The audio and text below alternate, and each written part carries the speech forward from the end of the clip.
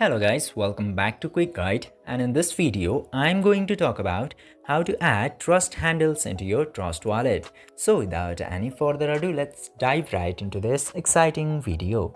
Now, in order to add trust handles, you just simply have to open your Trust Wallet, and after opening the Trust Wallet, simply unlock it by putting your passcode or biometric. And now, after unlocking the application, you will get to see this gear option at the top left corner. Tap into that gear option, and now after tapping into there, you will get to see this option of trust handles directly.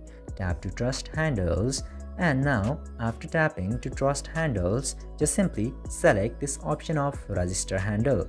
Tap there, and then you can create your handle for trust. Just simply create your trust handle, and after that tap to continue.